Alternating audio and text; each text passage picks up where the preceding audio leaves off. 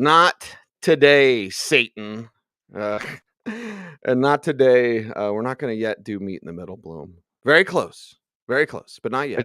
An episode might just break out in the middle of an Audible episode. Yes, or before when I'm going on and realize we're overdue. Oh, by the way, we're overdue for this.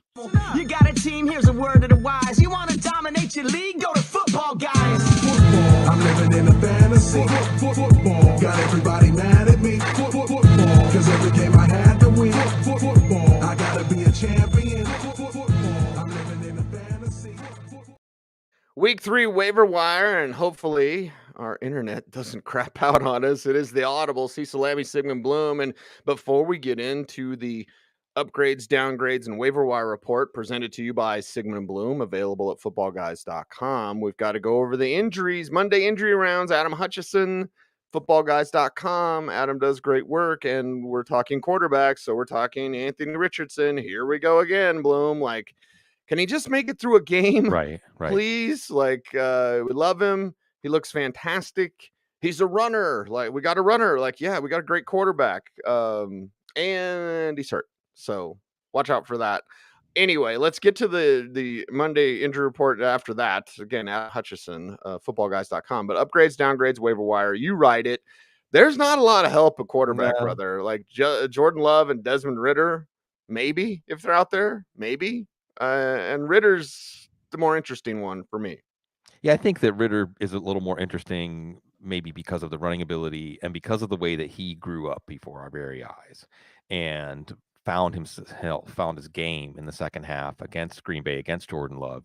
And he gets Detroit this week. So if you're looking for someone to play this week, Jordan Love gets New Orleans, not as easy of a draw.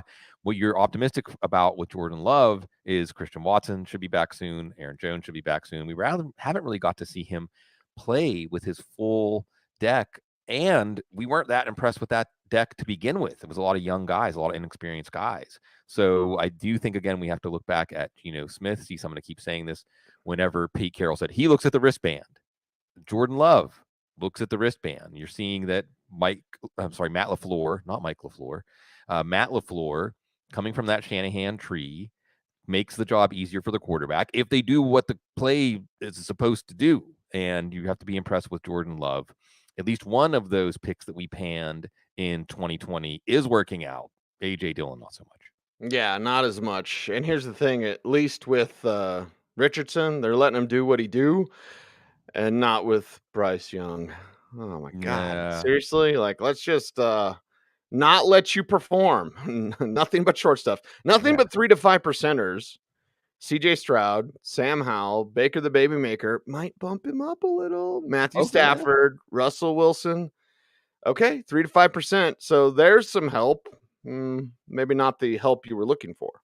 And this isn't, by the way, even though there's not a cavalry coming to save you a quarterback, these are important choices if Deshaun Watson was your starter, if Joe Burrow was your starter, if Anthony Richardson is your starter. I mean, maybe I should add Gardner Minshew here in the 3 to 5 percenters if Anthony Richardson is your starter after how good he looked.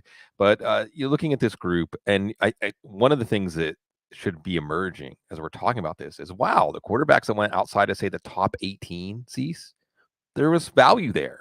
There was value, not necessarily value that's going to help you keep up with the teams that have the best quarterbacks. Although, what do the best fantasy quarterbacks look like this year so far? Daniel Jones and again, Jordan Love is up there. Tua Tagovailoa. So maybe we're seeing a resurgence of late round quarterbacks. A lot of late round quarterbacks here. CJ Stroud, well, the defense is bad, and CJ is going to sit back there like a kid at the state fair trying to win a stuffed animal and just keep taking shots. And Nico is really, really good. He's so good. He's so good. He's so good. Again, it's one of those things with Michigan and the poor quarterback play that was at Michigan. We didn't see how good he was at Michigan. Maybe Donovan Peoples-Jones would have his moment if he had a quarterback as good as CJ Stroud. Ooh. So this week, you get Jacksonville. Jacksonville's defense was good this week against Kansas City. So this past week. So I don't know if I would plug in Stroud, but if you time it right, especially with the game scripts, you might get some good play, good numbers out of Stroud. Sam Howell, you got to watch him, Cease, using all of his targets, all of his weapons, and you've described it. The way he plays, it is a warrior mentality, no fear, and he's here for fantasy. So I think that Sam Howell this week, and you're really looking at this as if you're looking at how am I going to replace Burrow, how am I going to replace Watson, maybe not as much how am I going to replace Anthony Richardson because he should be back soon. Well, this week's matchup against Buffalo, a little tough for Sam Howell, just like is the matchup for Baker Mayfield tough against Philly? Secondary's banged up. So you're right, Cease. Maybe if I'm picking someone from this tier to play this week, Philadelphia gave up some numbers to Mac Jones and then to Kirk Cousins. And there's Baker Mayfield on the same page with Mike Evans. And this team is going to try to go 3-0. Matthew Stafford, the fantasy numbers haven't been there for him as much as for his targets for Kyron Williams. But the matchup against a Cincinnati team, I think this is the Monday night game. Ooh, yeah. That's not, not exactly what they were envisioning when they put this one on the schedule. But Matthew Stafford, at least as a high floor play. And then there's Russell Wilson. I don't know what to make out of Russell Wilson. The offense is going to hold him down. He was fueled by Hail Mary. But if there's rational coaching, if there's more Marvin Mims, if they are using what Russell Wilson does well, throw the deep ball, and he's running more. I don't know if that makes much sense. Helps for fantasy. This week against Miami, I can't decide yet if Miami is a defense that we want to target or avoid. They certainly made New England's offense take a step back, but the Chargers were able to run on them. That's good for Denver, maybe not good for Russell Wilson. So there's a lot of shoulder shrugging, and I'm not really sure. I mean, if we were looking for just this week, if Anthony Richardson's not going to play, Gardner Minshew might be one of the best of the bunch. He doesn't have the staying power of these guys. So I'll go ahead and throw Joshua Dobbs in there too. See, here's your one percenters. Joshua Dobbs getting the rushing touchdown. Matchup against Dallas this week, though. So I know this much. I'm not going to play Joshua Dobbs this week. But there's more there. There's more there in the Arizona offense than we expected. Maybe not more there at quarterback than we expected. Yeah. Russell Wilson's going to use a wristband. He's using the wristband. There you go. No, he's not. He's going to. Coach talked about it twice, unprompted, brought it up Sunday night because they're not getting the plays in fast enough. So he talked about reducing verbiage. And then Monday, in a 5-minute press conference, he's bumping it up. It was 2.5 minutes. So Sean Payton talks to us for 5 minutes on Mondays. He bumped it up, and he brought up the wristband again. So guess who's wearing a wristband? It's all about the wristband.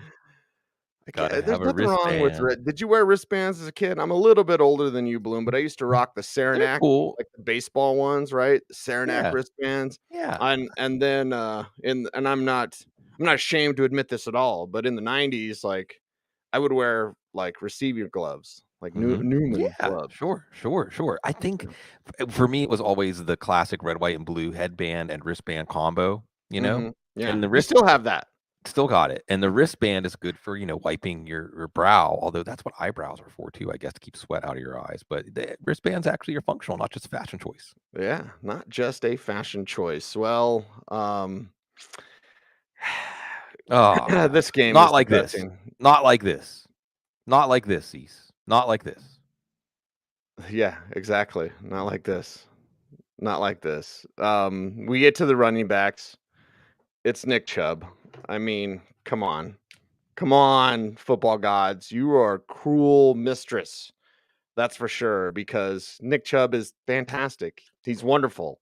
He's beautiful. And now, all right, let's get to it. Again, check out Monday Injury Rounds. This sucks. I love Nick Chubb. He's the best running back in the league. He's one of my favorite players. I don't care if he plays for the Browns, and I can't stand the Browns. The curse of Deshaun Watson, I don't know. I'm kind of mad at the world right now. Yeah, exactly. Yeah. I'm kind of mad at the world right now, and it has a lot to do with Nick Chubb getting hurt. I hate that, man. Yeah, Cease, this is a moment. We can take a moment out and get real with this, right? Yeah. Where fantasy football does alienate us, dehumanizes players. We think of them as commodities. We think of them as something that is going to make us look good and make us look smart. And this is just terrible. And one of the things, and I think I made the speech on the preview show last week, Cease, that I was glad that he was going to get to play on Monday night, so everyone was going to get to watch him and see just how great it would be if he was on their team, fantasy team, NFL team, I don't even care. And part of the reason is, first of all, he's already come back once from an injury like this. He's already come back once from a devastating, catastrophic knee injury. And let us pray that without the recuperative powers of the younger man he was when he suffered that first injury in 2015, that he still can get at least most of the way back and still be somebody that we can celebrate his glory. But here's one of the things I want to highlight about Nick Chubb that I not just admire, it's just made it such a joy to watch him, and hopefully will make it a joy to watch him at that same level in the future. He would fit in any era of the NFL. I mean, even in the era when people were dying on the field, back could be like before Teddy Roosevelt cleaned up the sport a little bit, he would fit in any era. There's not that many players we could say that about, right? Maybe Taysom Hill, like he would fit in modern players, not many, not at all, not many. I feel like J.J. Watt was one of those guys. He would fit in any era of the NFL, and he was a pure football player. He was an archetype. There should be a constellation. Like when Nick Chubb retires, there should be like a Nick Chubb, like, the player who comes to mind is like Earl Campbell, like that kind of player. The kids might be young enough.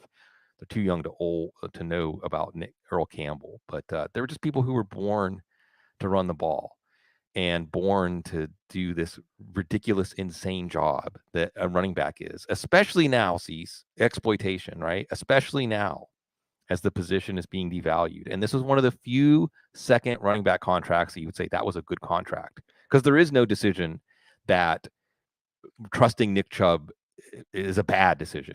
And all this injury does is reinforce the God-blessed corporations or this league, every single team. Like, there's no such thing as a good billionaire, people. Like, let's stop this. So now that Nick Chubb is hurt, all it does is all the owners, the 32, the cabal.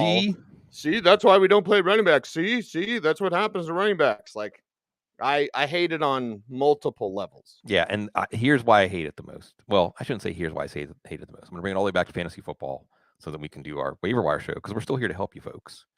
We've got a round table coming up with the brain power football guys later today. It's going to be free for people that lost Nick Chubb. And real quick, I'll say, take a deep breath. Everybody's team's going to step on landmines.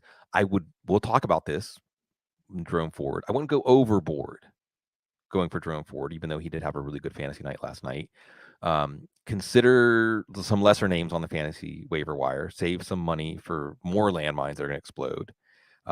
Consider making some buy low trade offers. Someone like Isaiah Pacheco. If you like Josh Jacobs, this is the perfect time to do that. Even someone like Tyjae Spears, Jahmyr Gibbs. And then just continue to try to improve your team. Churn and try to improve your team with the waiver wire at other positions, with good trades, with good lineup setting. It's a long season. Fantasy football rewards determination and endurance and focus as much as it rewards being right about things. Okay, and being lucky. It does reward being lucky. But I'll say this, Cease. Like I said, in no universe is trusting Nick Chubb a bad decision. And it hurts my heart. It hurts my heart that the folks who said, yeah, I'm putting together a football team, Nick Chubb's on that football team, are hurt. And we want to help them. And that's why we're going to talk running backs on the waiver wire. Yeah, that's why we go to the running back position. And unfortunately, this game rewards the luck maybe more than you want. And sometimes it rewards you for being a huge doucher. Sorry, Joe. Dumped you. Yeah, that's a off-air conversation. Let's talk about Zach Moss, Jerome Ford. Let's get into this because Fantasy GM's like, okay, Zach Moss is back 10 to 20%, but why is he at the similar level, or why are you considering here with Jerome Ford and everything that's going on with the Browns backfield now? Yeah, and I do have Ford at 25 to 50%. The report will get updated to Football Guys. I do have Ford at 25 to 50%, and you saw his speed. Ford's got good speed. He's a versatile back. And certainly the Browns will continue to lean on the run. You can't just change your identity this part 2 weeks into the season. So Ford's going to get work, but it just seems impossible that the Browns would not bring in another back. It could be Kareem Hunt. And what's the calculus here? Maybe Kareem Hunt was asking for Kareem Hunt's asking for $2 million. That's too much. That's long snapper money. We aren't going to pay him that. Well, now maybe we'll pay him that. Maybe it's Kareem Hunt. Maybe it's Leonard Fournette. Maybe it's a trade for Cam Akers or Dante Foreman. It could be a lot of different options here. I don't think they're going to go forward and say, well, we're just going to put it all on Jerome Ford's shoulders. Pierre Strong, we'll talk about him too. That's one of the reasons I'm not going empty your wallet for Jerome Ford. And then the other reason, again, is there's going to be more chaos. There's going to be more bad things, that happen that you can benefit from as a fantasy player. Again, dehumanizing players and taking us away from the emotional center of the game. So I'm not going overboard. And yeah, I think you might be better off going 10 or 20% for Zach Moss, who at least will give you 2 more starts. And then we'll see about Jonathan Taylor. By the way, another player to try to trade for, Jonathan Taylor, maybe the team that took Taylor's 0-2. The team that took Alvin Kamara is 0-2. Maybe you can get them. These, I think, are better than emptying your wallet for Jerome Ford. Another player that played last night, I'll bring up, is Jaylen Warren. Oh, this is Zeke and Pollard. Ugh. I mean, the Steelers are going to keep giving Najee Harris touches. They're going to keep this in like a 50-50 backfield. But you already see that Warren can do more in the passing game. He's a more explosive player. And I'm putting him out there. Again, we're wide netting it. I use 60% owned in Yahoo leagues as the cutoff, and he's below that. So I have him at a 15 to 30% because just talent wins out eventually. And you can see the Steelers don't have a lot that's working on this offense. Jaylen Warren in the passing game is one of those things. Is Matt Canada actually rational? Probably not. Like I think it was our nephew Matt Harmon saying that, boy, the Steelers offense, like half of the plays, like a second into the play, you can already tell it's not going to work. Yeah. Thanks, Matt Canada. Who's the NFL passing by faster? Sees Tomlin or Belichick, right? Or at least not passing by, but like who needs somebody like in their ear saying like it ain't 20 years ago, it ain't 30 years ago, okay? And the loyalty from the Steelers is just mind-boggling. And maybe Mike Tomlin just isn't willing to bring in one of these offensive minds who might overshadow him. I have no idea. But this is a frustrating thing, even though the Steelers won, but not like this. Yeah. Not like this. Not like this. More running back discussion as we go down. There's Salvin Ahmed and Miami and Matt Breida and the Giants, of course, both 5 to 10 percenters. And let's talk about everybody, Bloom. It's just so energy's off with the Nick Chubb injury. Like it's just like, okay, here, hey everybody, Ty Chandler, all right, Latavius Murray, whatever. Right. Netflix, Craig Reynolds is interesting, right? Yeah. Going further down the list, so it's like, all right, I'll throw out a 0.5% love for my man Jaleel McLaughlin because it's working with the kids. Sean Payton needs to realize that it's working with the kids, Marvin Mims included. Right.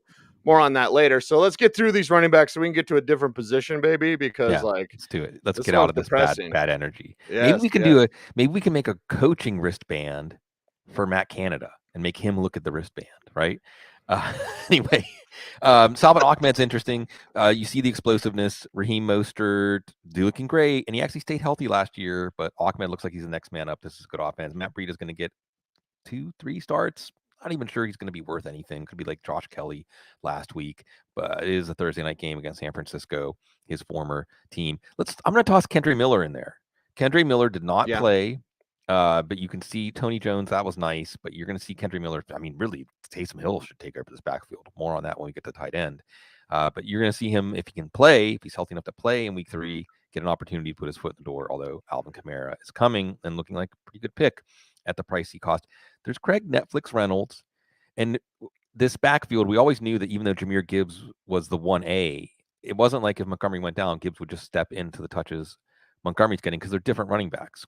Craig Reynolds a little better suited for the inside running. And I want to do 0.5% for Zonovan Knight here. I won't be surprised if the Lions go into week 3 saying we're going to see between Knight and Reynolds who's the hot hand and go from there. And remember, Knight just took over the Jets backfield that he wasn't even supposed to be part of last year. So we're going to watch that. Damian Harris, Latavius Murray, you never know when you're going to get a rushing touchdown from them. The Bills are certainly committed to having them in and giving them the running game touches in goal-to-go situations, not Josh Allen, not James Cook. That can change. And then let's just toss Ty Chandler out there. It isn't like Ty Chandler's been doing much, but neither has Alexander Mattison. And eventually teams look to shake up the backfield when the running game is as poor as it is in Minnesota. Okay, let's move on to the wide receiver position. And again, Monday injury rounds. Adam Hutchison, footballguys.com. Go there, check it out. Jacoby Myers working through that concussion. Should be back this week. Certainly had a big week 1. We'll see what he does when he returns, likely again this week. 2 Monday night games again. Seriously? That's what it is. Maybe it is the curse of Deshaun Watson, but it's the curse of 2 Monday night games. 2 Monday night games stinks, and especially when they cross over with each other. That stinks. NFL, you're doing it wrong. Anyway, let's get to the wide receivers, upgrades, downgrades, waiver wire report written by Sigmund Bloom. It's available at footballguys.com. We brought up Nico. You already should have Nico, but you should have Tank as well. And if we go back to drum beats, Bloom, and it's time for a Puka Nakua talk. If we go back to drum beats, the most consistent drum beat of the entire offseason was probably Puka Nakua. Number 2 might have been Tank Dell. So if he's out there, making plays, get him on your team, top of your list this week. Yeah, and we need to listen to teams, right? Sometimes fantasy football is just as simple as listen to what the teams say. Like Tank Dell's going to get more work. Christian Kirk is going to be a bigger part of the game plan this week. Sometimes it's just that simple. And you have the chemistry with CJ Stroud. You have the possibility of very pass-heavy, by necessity game plans. So Tank Dell is one of those players that I think you should be willing. Let me put it this way.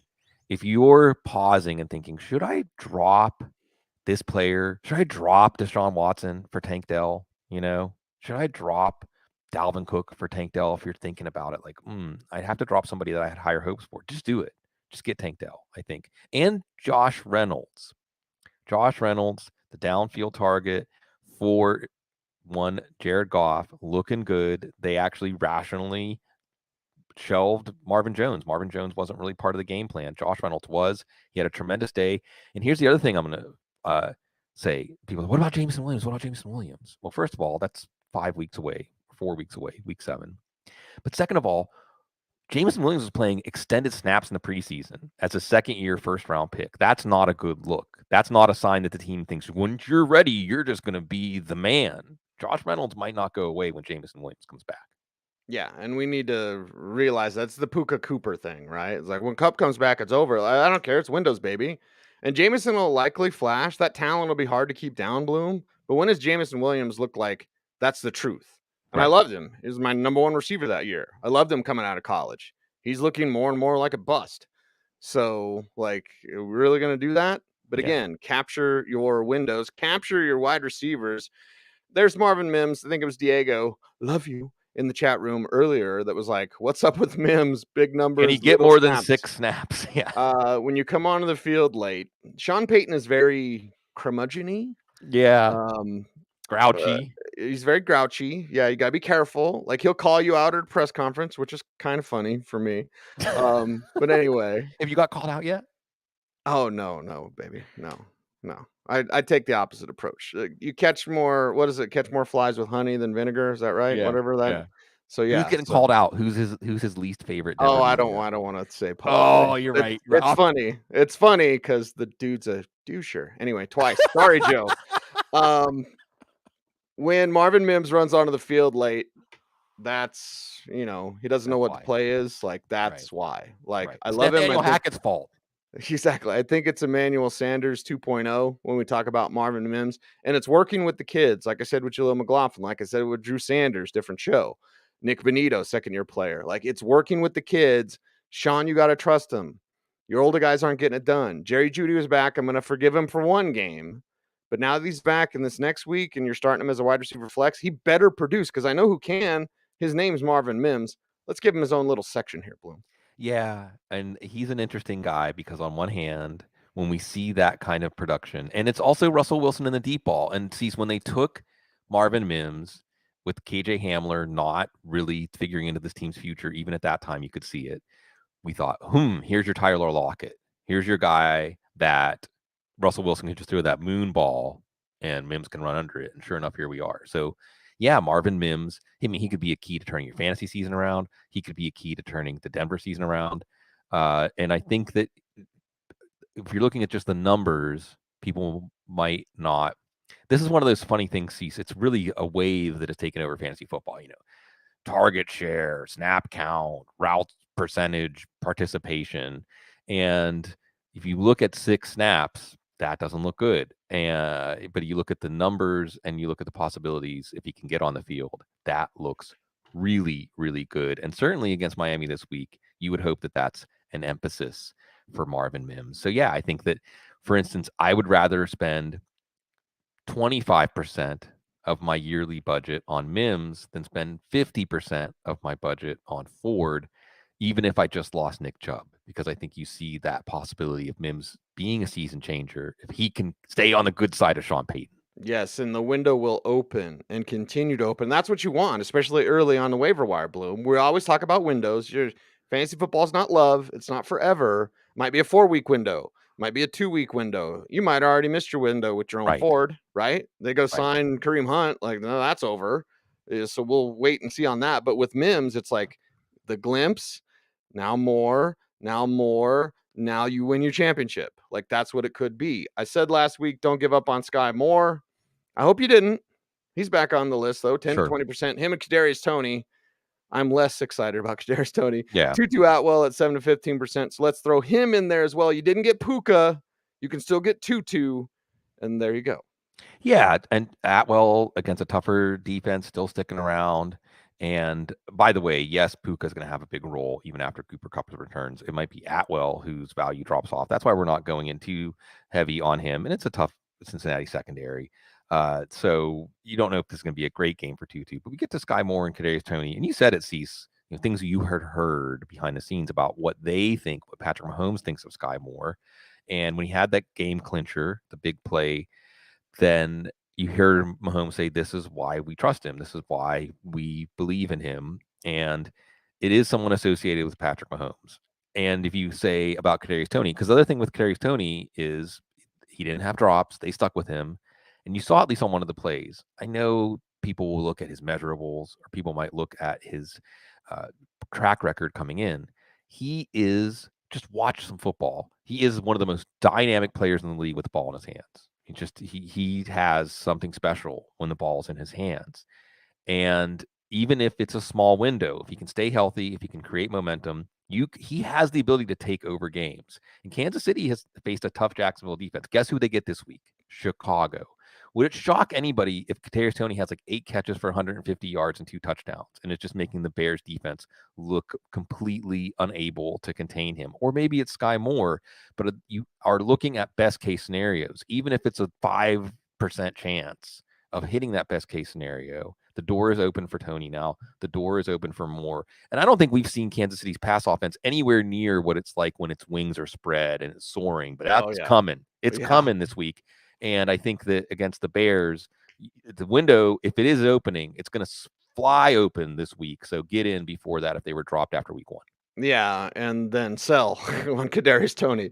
That's just me. And Diego brings something up. I don't want to derail the show, but it's like, this whole, like, watch the film. All the advanced statistics, like, those are good if they back up the film. Like, that's the thing. It's a guarantee on the box of Tommy Boy. It makes you feel good.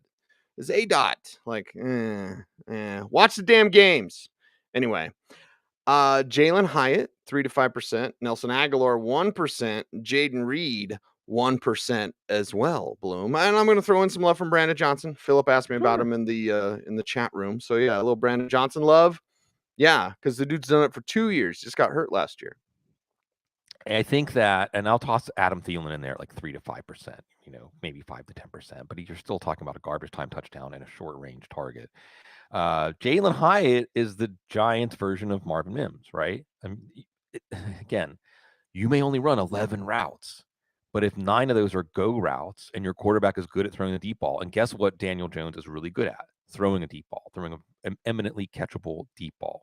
And you saw Jalen Hyatt high punting the ball. You saw Jalen Hyatt doing things that just demanded more snaps and more work.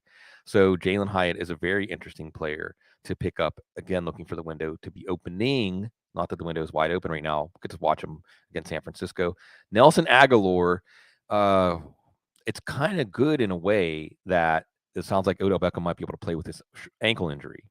But come on, how long is? I love Beckham. At his peak, Beckham was as good as any wide receiver that has played as far as a week-to-week, thrilling, breathtaking basis. But Beckham, I just think that, if anything, you're going to see him have more load management, and I just don't think he's going to be able to stay healthy. Aguilar looked like he's on the same page as Lamar Jackson. And Cecil, I want to bring this up again because narrative belongs in fantasy football. And one of the main narratives that we can benefit from in fantasy football is quarterback wide receiver chemistry. And you were helping us out with this a lot last year with Russell Wilson and Jerry Jeudy. It matters. It really matters. And again, I want to bring this up. I brought it up Sunday in the recap show. This is a very Lamar Jackson-centric pass offense. Lamar has said they've come to me and asked me for my ideas on plays. And Nelson Aguilar said, when the quarterback is showing you how he wants it done in training camp, you do it that way. That's the way you do it. And I think that you saw that when Aguilar got on the field right away. He and Lamar Jackson were riffing more than Beckham for fantasy purposes or for real NFL outcome purposes. Then there's Jaden Reed. Just think the tough part with the Packers is they're going to throw like 25 or 30 times a game at most. And Christian Watson's coming back, and Aaron Jones is going to be back soon. So it's a very wide target tree. But you can see with the efficiency of Jordan Love, we had a 2-touchdown game from Dobbs. We had a 2-touchdown game from Reed. So it's there if you have to just throw someone, especially we get to the to the bye week gauntlet. And sometimes you just have to, what do I have on the bench? So if Jaden Reed's on the bench, at least he gives you the chance of that 2-touchdown game as we had in week 2. It is the Audible. It's our waiver wire special. We're going through the different positions. Why don't you check out the Monday injury rounds from Adam Hutchinson? And then, of course, check out the upgrades, downgrades, and waiver wire report available at footballguys.com. Sigmund wrote it. We talk about it. And we're talking about Hunter Henry. Let's piggyback off the chemistry talk, right? Hunter Henry, chemistry, targets, feeding him the rock. And yeah, you look at the waiver wire percentage of who's on the rosters. You may be surprised. Always check, baby. Yeah. You may be surprised who's on your waiver wire. And if Hunter Henry is there, go. Yeah. And he's a buy high, but you mentioned the chemistry, and I think the indicator from week 1 was he got a one-handed 4th down catch. He was getting contested catches, and even whenever the passing game wasn't nearly as good in week 2, there's Hunter Henry coming through for you. He may be a top 5 fantasy tight end. Not that that's a high bar this year, but it is that chemistry. And like you said, Cecil, even if he's not out there, check the percentages. Maybe he's a buy low or a buy high in a trade if you need a tight end, because the team that has Hunter Henry might also have a tight end that they trust, a Darren Waller, Travis Kelce type, Mark Andrews. So Hunter Henry is a really good target because of that chemistry and because it looks like New England's going to be a pass-heavy offense. Pass-heavy offense. Good for you. Irv Smith, not on the list. He's on the drop. I looked on the list. Zach Ertz, 12 to 25%. And that makes me so sad, Bloom, because Trey McBride's not doing anything. Yeah. Like, maybe it's just Ertz. Maybe it's theirs on offense. I don't know. And tight end does take time, right? Yeah. So when Ertz is done, and maybe in year 3, and maybe with Caleb Williams, now Trey McBride becomes something. But from dynasty-wise and just personal-wise, I love him. I love his family. Great kid. He's not doing anything because Zach Ertz is doing more. So 12 to 25% for him. And yes, let's just throw in K. Dotton. He's only 3 to 5%, but he is out there, and Baker does find him. Yeah, and I'll toss out tailback, tight end, quarterback, punt gunner, Taysom Hill. I'll just say this: when the Saints very rationally said, we have a running back on our roster we can put in, Taysom Hill, boy, did he look natural as a tailback. Why wouldn't you use a 200? See, if we had a running back coming to the league with Taysom Hill's measurables, and not just his measurables, but his competitive toughness, because don't you need that as a running back, right? You'd say that guy's a pretty good prospect. Now he's in his 30s, I think, so he's not exactly a prospect. But Taysom Hill is somebody, at least for a spot start this week, with the backfield depleted for the Saints, if he's still listed as a tight end. I saw one of the four. I'm not going to call out any specific provider, Cease, but I took Taysom Hill as a tight end in July, and now he's a quarterback. You can add position eligibility, but you should never take position eligibility away, especially not once draft season's underway. So hopefully you can still play him as a tight end. There's Zach Ertz, just a lot of short targets, looking fine, coming back from that ACL. Low ceiling, very high floor. And again, Arizona better than we expected, although it is Dallas this week. And then K. Dotton, again, the theme here is better than expected offenses, better than expected quarterback play from Baker Mayfield. Not a lot of competition for targets, especially after Russell Gage went down. And Cade Otton is playing Philadelphia, who gave up 2 touchdowns to TJ Hawkinson last week. Yeah. All right. We got some things to do. We got some business to attend to on this show and there's going to be a player that is in a different section of this show that you're going to know. And I'm going to make that case. So let's go through it, shall we? But now, and if you're a new listener, we had a new listener earlier jumping on. First off, thank you. Give us a couple of weeks, listen to the show. If you don't like us, give us a couple of more. We'll grow on you like a fungus. Anyway, it's 18 seasons of the Audible. I know a lot of you have been around for a long, long time with us. We appreciate you. But if you're new, hey, thank you. We just love talking ball, and we want to just have fun with it, man. Even on depressing days after Nick Chubb injury. Yeah, we are real people, and we're going to be real people. We're not going to be trying to imitate anything, because how could we? We can't help it. We are just stuck here as these people. So be stuck here with us talking football and hanging out and making the days pass in a more delightful way. Yeah. And well, I guess when we were young and you wanted to imitate Howard Cosell and I wanted to imitate Jim Rome, I think that says a lot about us. And doesn't highlight you're an animal. Yeah. It's ridiculous. Yeah. Have a take, don't suck. Like, yeah, okay. Yeah. We're number one indeed. All right. So let's get to it. If you're new, you know what to do. You need to join in with us in audience participation. First off, I love Public Enemy. I'm so glad that this next gentleman on the show, and I feel like he joins us every week. He doesn't. But speaking of New York, you know who loves the New York Knicks? Our guy who follows me on Twitter, by the way. Yes. When he started following me on Twitter, I almost fell out of my chair. I was like, oh, thank the heavens. But I want you to join in with me because there's some guys that just aren't getting it done. All right. It's 2 weeks in, you're week 3, you're 0-2. You got to shake it up.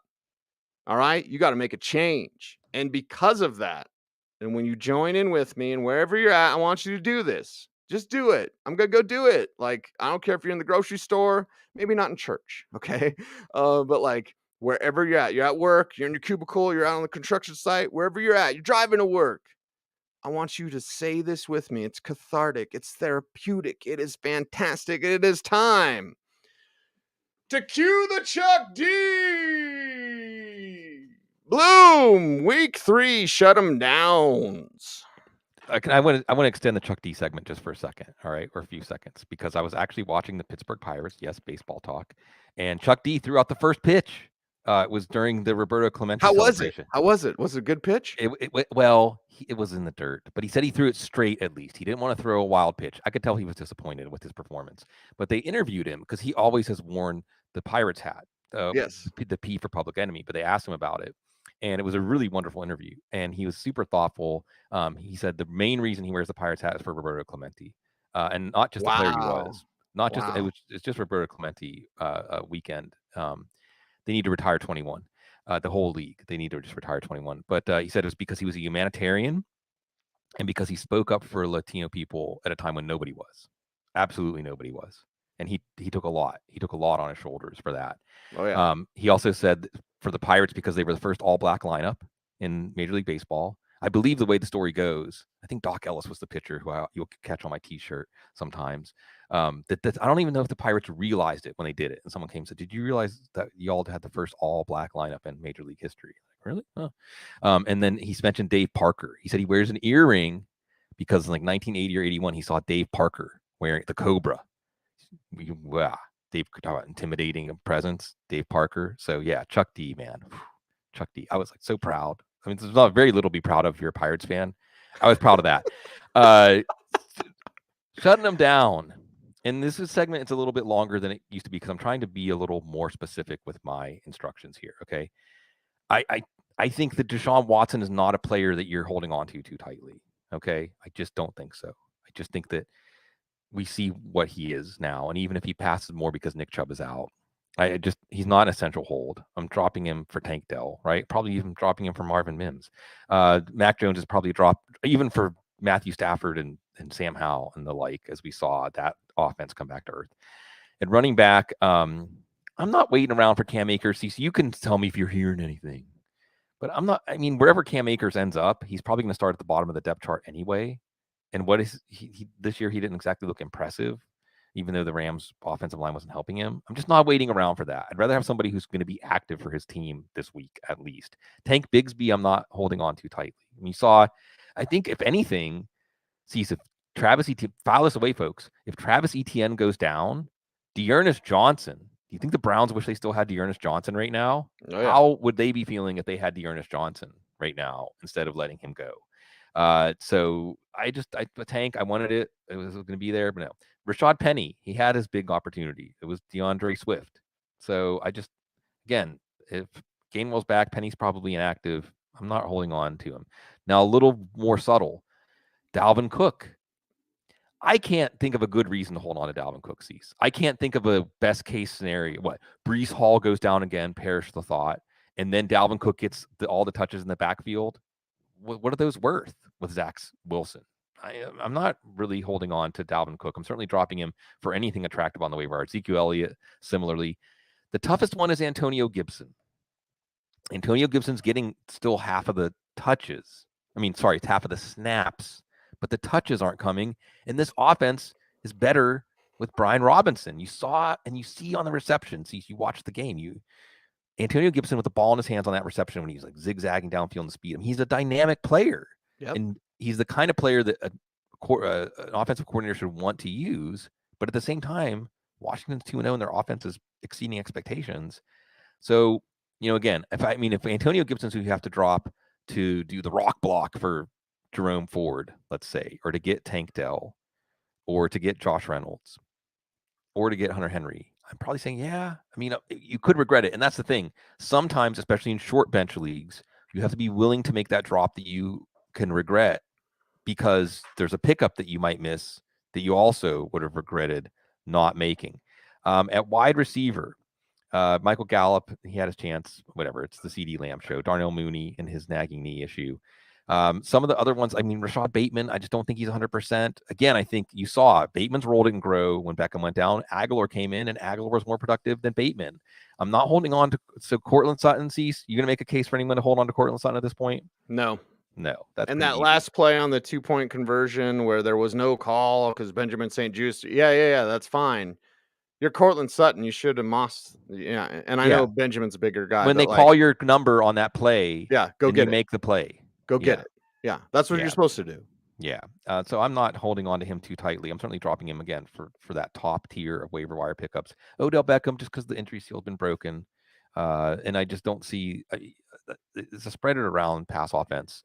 And Odell Beckham doesn't seem to be dynamic enough to make a lot out of his opportunity. Even Kendrick Bourne, like if you ask me, even as high as I was on Kendrick Bourne after week 1 and how things went against what I thought was a good Philly pass defense, then you see with Devontae Parker back, Kendrick Bourne is not that attractive of a target for Mac Jones.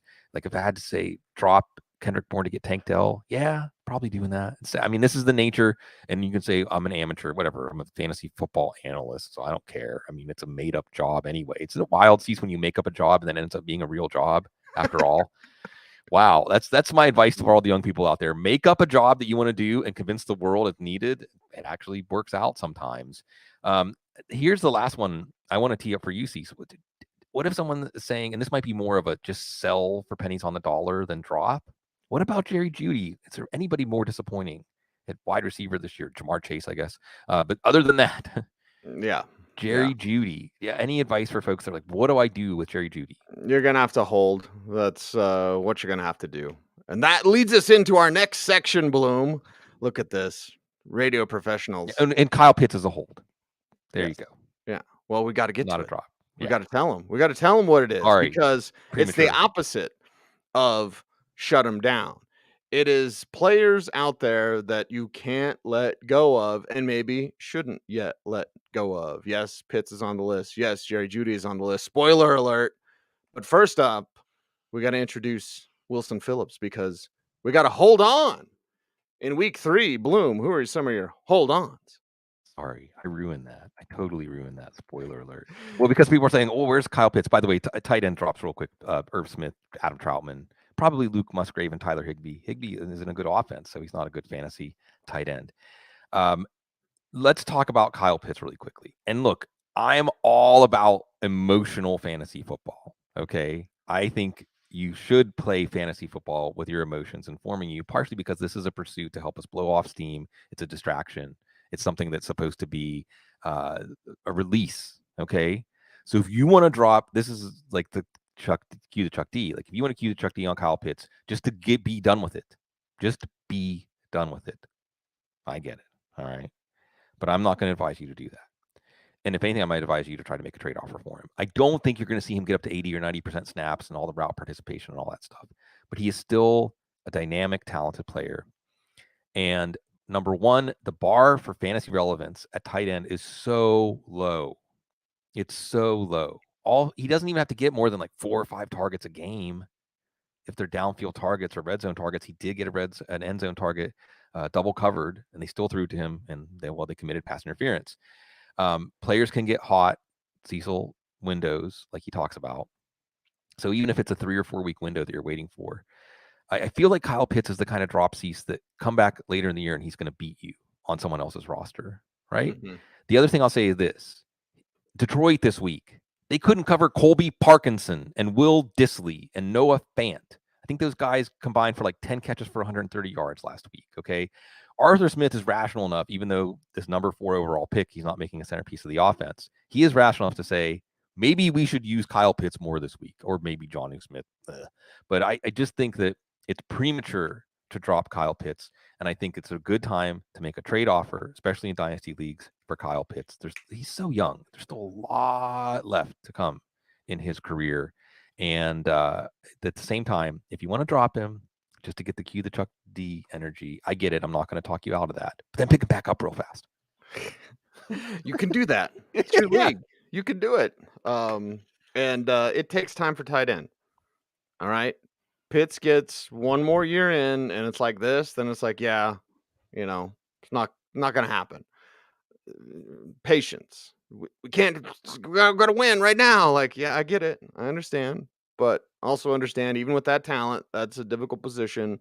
You're essentially learning 2 positions, even if you're not a blocker, because Pitts, they're not going to ask him to do that. You shouldn't really. But it does take time. So it takes time to get the show done, Bloom. But I think we're that's right, over 300 live today. Yeah, this is great. Look at that. Thanks, everybody. And when you say that number, I want to do a tip of the cap to Alfredo, who's done such an excellent job at being a captain of our YouTube ship here. I know Jagger's on board doing a lot of great stuff for us. Of course, behind the scenes, people like Taylor and Julia and Dylan doing a lot to help us get more eyeballs, more ears on what we're doing. And I hope for those of you who aren't usually joining us live, as we see these numbers come up, that it's an enjoyable experience. Hopefully, as David Dodds would say, this is the hat, by the way, with the closed tag Dodds. Ruining productivity everywhere, right? Let's do that. Let's ruin some more productivity. Make some more productivity for your fantasy football teams. It is a special thing every time we get together. And by the way, Jared, I love you, Jared. I got to talk to Jared this morning. How's he doing, man? How's he doing? Good. Maybe the first Black Eyed Joe tattoo ever. Yeah. Love. I mean, I'm always in such a good mood after I talk to Jared, and this was no different this morning. And we had to talk to commemorate this horrible, dark day about Nick Chubb. But there's so many real friendships and real connections and real love flowing between us and so many of the people in our community, and just any opportunity to see that community grow, to have more people come to us. It helps us. Again, you're helping us. This is a therapy, baby. Like much needed therapy. And that's the thing. Like I'm gonna just crunchy time, Bloom. You ready to get crunchy? I think you're always ready to get crunchy. I'm perpetually crunchy. It's more like, are you ready to get less crunchy? Are you ready to actually get serious? Are you ready to take a shower? When you talk to Jared and you feel good, as everyone with collective consciousness, we are all connected. And when you are around those people that make you feel good, your heart energy, your heart chakra, right? Like Sigmund Bloom makes me feel good. The audience makes me feel good. Most of the YouTube comments make me feel good, right? Like it's that sort of energy. We all need that. You mentioned how fantasy football is a distraction. Yeah. We all need that. It's a lot of heavy stuff out there. And if you're going through stuff, reach out to us, right? Yeah. Real's going to talk real. Like if you're going through something, battling stuff, reach out to us because It might be something that we've been battling or are battling right now. Exactly. And I've always said people are like the ducks on the water. Right, Like it looks right. all smooth and underneath it's like Anxiety, yeah, for paranoia. sure. Remember, paranoia got a means lot of knowing that. all. Yeah. Yeah. And if you think you're paranoid, well, that's going in your file. Anyway, like reach out, baby. Like let's do this thing. And let's do it together and let's do it the right way with love, positive energy, right? None of that other crap. And there's a lot of crap in life that's promoted out there. So I think we should just start meeting in the middle, Bloom. I think we should just start it. Just go. Sorry, Joe. Anyway, Sigmund, you got anything else, baby? We done? We wrapped? We good? I mean, I've got a lot. I've got enough for days upon days. How long does YouTube let you go in a consecutive stream? But for the waiver wire, again, I just want to say one more time, if you lost Nick Chubb, take a deep breath. It's an endurance. It's not a sprint. Fantasy football rewards determination. It rewards people who stick with it through adversity. Every champion, I'll end on this, Cease. Every champion faces adversity. There we go. You either win or you learn. And when you learn, you win. So you never lose. He's Sigmund. I'm Cecil. We're the Audible. And we appreciate everyone out there. Do the YouTube things, like, comment, share, subscribe, hit the notification bell so that you never miss a vid and watch the video all the way to the end. It helps the YouTube algorithm.